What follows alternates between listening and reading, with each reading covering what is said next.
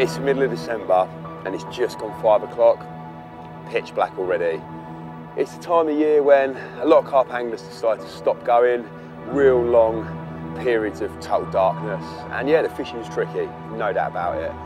However, I've adapted my approach over the years, with huge emphasis being on finding them. And that doesn't mean you can't find them when it becomes totally pitch black. Using a bright light, or in more recent years, an incredibly bright head torch. I go about my business looking for actual fish or signs of fish, because whether you've got the best bait or rig in the world, if they're not in front of you, you simply can't catch them. What is lamping? Lamping is a term, I believe, that comes from the shooting world, you know, where they go out of a night time when animals, let's take a fox for example, would spend most of his daytime hidden away somewhere, and he'd come out at night to feed. And they use these high-powered lights to sort of beam them up. And yeah, I quickly realised the power of one of these bright lights at night, and realised that I could incorporate exactly the same thing into my angling. You know, this time obviously not shooting the fish, but it allowed me to find fish at night. And very much like the fox, on certain venues, it could well be that those fish stay well hidden in the daytime, you know, when there's a lot of pressure, when there's a lot of noise, when there's a lot of footfall.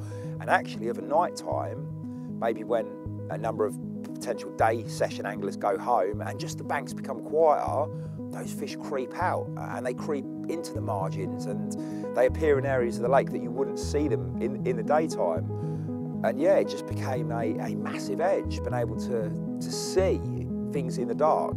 You know, you hear a lot of anglers say that the most important sort of tool they have in their fishing is their eyes. I'm not a great angler for sitting there watching the water for hours on end. You know, the real good anglers do. They'll just scan that water looking for a show or a sign. But I am good at going and finding them, and I know the power of that information, that if you can find them and then take a decent bait and a decent rig and go about presenting that properly on a substrate and stealthily, then you really do stack the odds in your favour of getting a bite.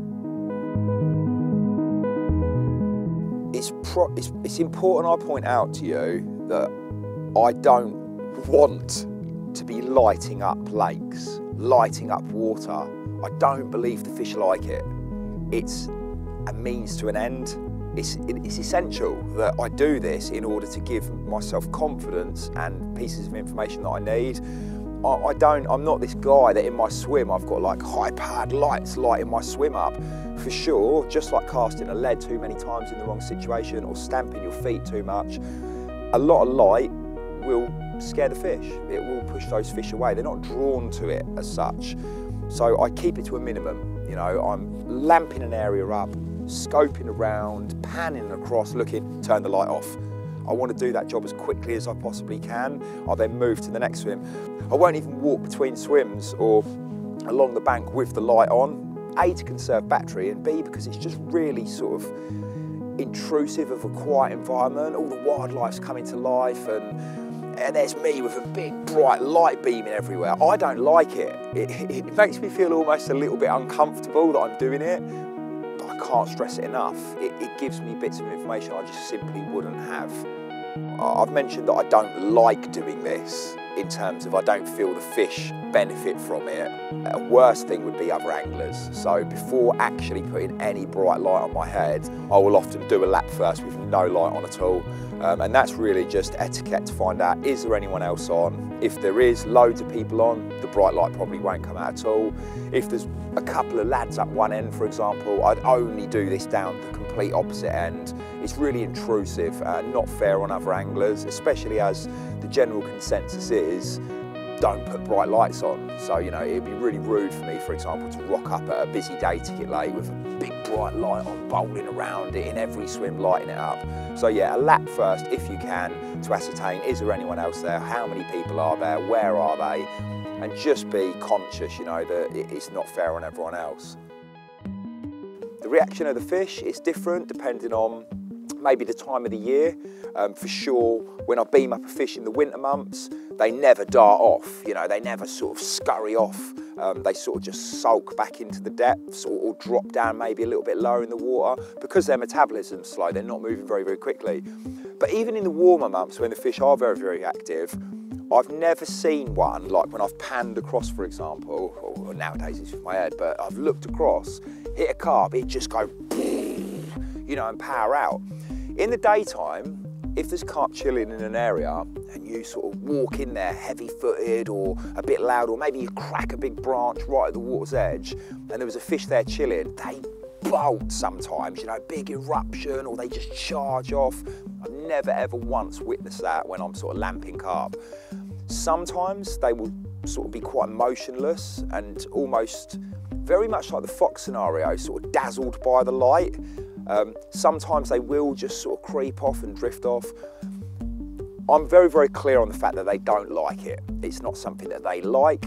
I keep it to an absolute minimum. Even if I do sort of spook the fish away from that zone, at least I knew they were there.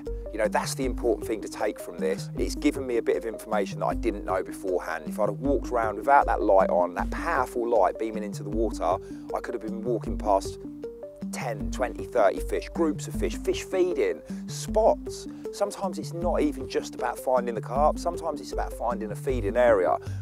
I basically check as much of the venue as I can, every little nook and cranny, and it will blow your mind what you can bump into when you're on one of these night walks.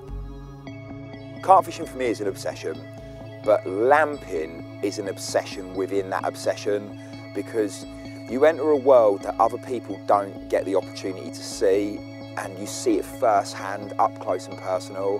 And when you love fishing as much as I do, and the water and everything that lives in that, and you get to see it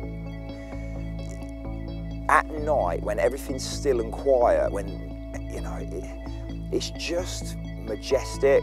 It really, really is. The fish behave differently.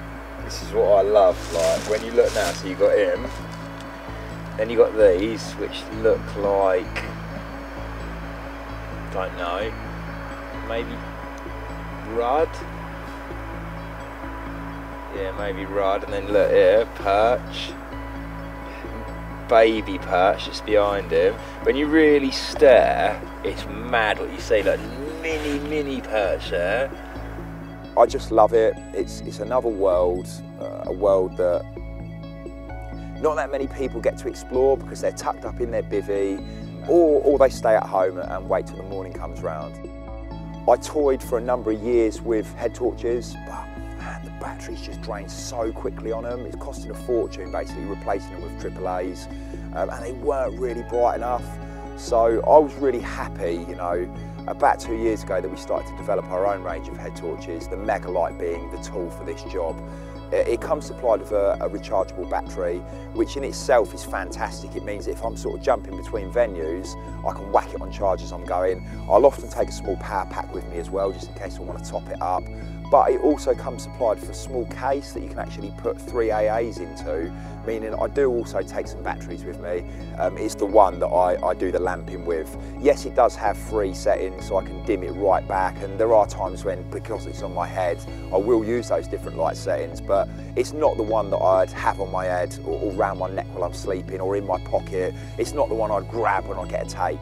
That's the little micro light. It's lightweight, it's easy to use, you don't really even know you've got it on there. It's got a really comfortable strap, and it's got a red light setting, so if I want to be really discreet, I can flick it onto that. The multi-light, as much as it can be worn as a head torch, I feel that's got so many other uses. It's got a magnetic plate that I can clip anywhere really on the bivvy or shelter. Same as on the van, I can clip it onto the van. It comes with a Velcro strap that can be strapped around my barrow. It can be strapped around a tree branch on a far bank to be able to cast to. There's also a small rubber band that allows me to attach it to bank sticks and storm poles. That's a really, really versatile light for various different uses, but the really useful attachment with the multi-light is the ability to clip it onto the front of my bushwhacker. It's so nice being able to ship up to a set of trees or some reeds or an island and be able to see accurately that I'm not about to drop my rig over a branch, for example. If sticking a bright head torch on your head and going lamping carp is not something you've ever tried before, I really can't recommend it enough. Twofold, it opens up a whole new majestic world that I'm sure you're going to really enjoy and embrace, and also it gives you pieces of information you just simply can't get otherwise. And information in carp fishing, more often than not, means more carp on the bank.